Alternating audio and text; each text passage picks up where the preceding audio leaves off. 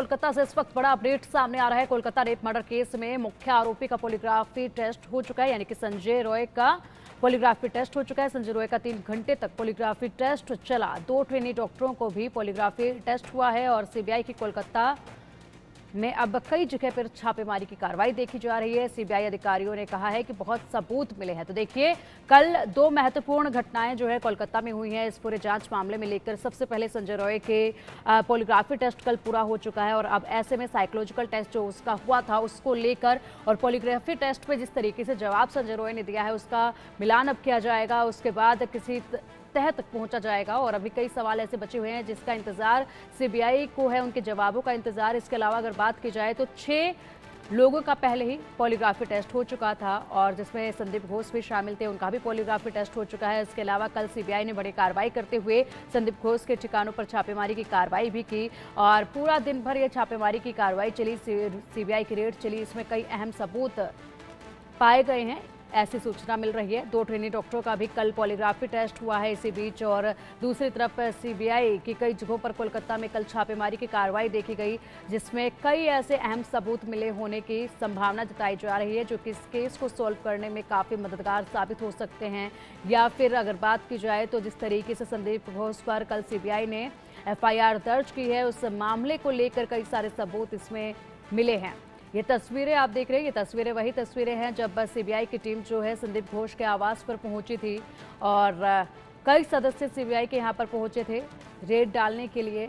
तस्वीरें आप देखिए, कई घंटों तक वहां पर कार्रवाई चली, छापेमारी की, कई महत्वपूर्ण सबूतों के मिलने की संभावना जताई जा रही है। फिलहाल पूरी सीबीआई की जो रिपोर्ट है वो अभी सामने आनी बाकी है, लेकिन कल का दिन काफ़ी महत्वपूर्ण रहा इस केस में क्योंकि कल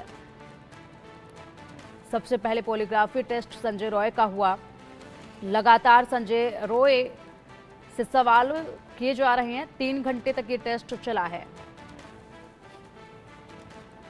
कोलकाता के आरजीकर अस्पताल से जुड़ी बड़ी खबर एक सामने आ रही है। सीबीआई ने दर्ज की है एफआईआर में पूर्व प्रिंसिपल संदीप घोष आरोपी बताए जा रहे हैं। हावड़ा के कंपनी ट्रेडर्स भी आरोपी है और कोलकाता का ईशान कैफे भी आरोपी बताया गया है। भ्रष्टाचार निरोधक अधिनियम के तहत एफआईआर दर्ज की गई है। तो अब देखिए, इस पूरे केस के जो परतें अब खुलने लगी हैं तो नए मामले भी इसमें उजागर होने लगे हैं, नए नाम भी अब इसमें सामने आने लगे हैं क्योंकि यहाँ पर कोलकाता के आरजीकर अस्पताल से जुड़ी बड़ी खबर आपको बता रहे हैं। सीबीआई ने एफआईआर में पूर्व प्रिंसिपल संदीप घोष को आरोपी माना है। हावड़ा की कंपनी ट्रेडर्स भी इसमें आरोपी पाई गई है। इसके अलावा बात की जाए तो कोलकाता का ईशान कैफे भी इसमें शामिल बताया गया है। इन पर भी कार्रवाई की जा रही है।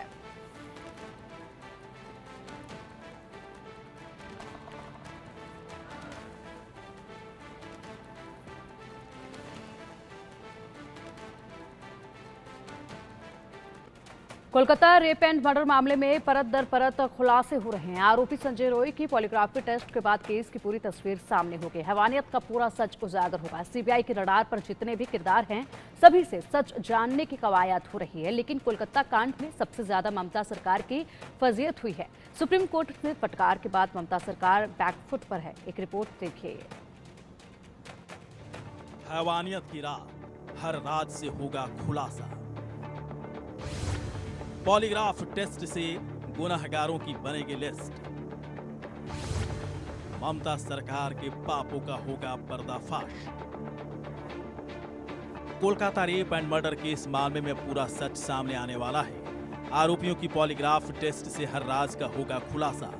कोलकाता कांड की हैवानियत जान पीएम नरेंद्र मोदी भी काफी आहत हैं और देश की बेटियों को लेकर बड़ा बयान दिया। मैं एक बार फिर देश के हर राजनीतिक दल से कहूंगा, हर राज्य सरकार से कहूंगा कि महिलाओं के खिलाफ अपराध अक्षम्य पाप है। दोषी कोई भी हो वो बचना नहीं चाहिए। उसको किसी भी रूप में मदद करने वाले बचने नहीं चाहिए। अस्पताल हो, स्कूल हो, दफ्तर हो या फिर पुलिस व्यवस्था, जिस भी स्तर पर लापरवाही होती है सबका हिसाब होना चाहिए। ऊपर से नीचे तक मैसेज एकदम साफ जाना चाहिए।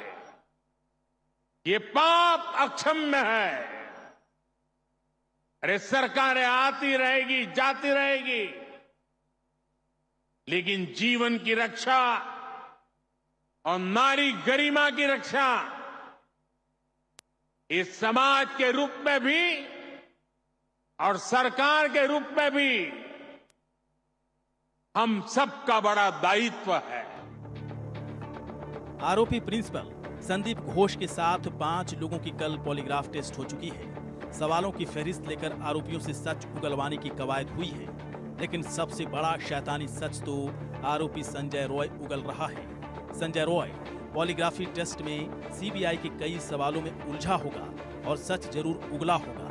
वैसे सवाल जो संजय रॉय से पूछे गए होंगे, जो इस केस की गुत्थी को सुलझाने में अहम साबित होने वाला है। जैसे कि वारदात वाले दिन वो हॉस्पिटल में था, क्या उसने पीड़िता का रेप किया, क्या उसने पीड़िता का कत्ल किया, क्या पीड़िता को पहले से वो जानता था, क्या कत्ल में उसके साथ कोई और भी शामिल था। संजय रॉय अपनी हर हैवानियत का हिसाब दे रहा है।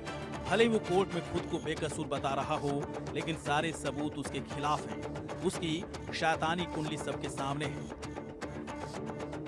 2 बार रेड लाइट एरिया गया था, सड़क पर छेड़खानी भी की थी, एक महिला को फोन किया था, महिला से बदतमीजी भी की थी, एक लड़की से न्यूड फोटो मांगा था, शराब के नशे में वो धुत था और मर्डर से पहले ऑपरेशन थिएटर में वो झांका था। कोलकाता रेप एंड मर्डर मामले में ममता सरकार का स्टैंड काफी कमजोर नजर आ रहा है। कोलकाता हाई कोर्ट से लेकर सुप्रीम कोर्ट से राज्य सरकार को फटकार मिल चुकी है। पुलिस की कार्यशैली संदेह के घेरे में है और आरजी कर अस्पताल प्रबंधन पर बड़े सवाल उठ रहे हैं। पूर्व प्रिंसिपल संदीप घोष इस केस की अहम कड़ी बन चुका है, तभी सीबीआई के शिकंजे में है। उसके ऊपर आरोप है कि 9 अगस्त सुबह 7 बजे उसके पास फोन गया था। घंटों तक सेमिनार हॉल में लाश पड़ी रही, लेकिन घोष मीटिंग करता रहा। सबूतों के साथ छेड़छाड़ के आरोप उसके ऊपर लगे हैं। वहीं जब संदीप घोष की कुंडली खंगाली गई तो लोगों के होश उड़ गए। संदीप जराइम की दुनिया का बहुत बड़ा कांडी डॉक्टर निकला। उसके ऊपर आरोप है कि आरोपी संजय रॉय से उसकी नजदीकी है। मानव अंगों के तस्करी के धंधे का आरोप है। लाश बेचने का वो धंधा करता है। परीक्षा पास कराने के लिए पैसे लेता है। खास लोगों को ही टेंडर दिया करता है। जूनियर डॉक्टरों के साथ अभद्रता करता है। लंबे शिफ्ट कराने के भी उसके ऊपर आरोप हैं और भारी भ्रष्टाचार में वो लिप्त है। वहीं आरोपी संदीप घोष की ममता सरकार से नजदीकी किस कदर की है, इसके रसूख को जानकर समझा जा सकता है। जैसे कि 2021 में वो आरजी कर का प्रिंसिपल बना था, लेकिन 2023 में संदीप घोष का तबादला हुआ। मात्र 24 घंटे में ट्रांसफर ऑर्डर बदल दिया गया और फिर से वो प्रिंसिपल बन गया। दूसरी बार फिर उसका तबादला हुआ, लेकिन मात्र महीने भर में कॉलेज में उसकी वापसी हो गई। कोलकाता रेप एंड मर्डर मामले में हैवानियत और दरिंदगी देख पूरा देश गुस्से से भरा है। वहीं ममता सरकार पर हजारों सवाल उठ रहे हैं। आखिर एक सरकार रेप एंड मर्डर मामले में किसी आरोपी को कैसे बचा सकता है? पश्चिम बंगाल के राज्यपाल भी कह चुके हैं कि राज्य में महिलाएं सेफ नहीं हैं। तो सवाल है कि क्या राष्ट्रपति शासन लगाने के हालात पश्चिम बंगाल में बन चुके हैं? Bureau report, India news.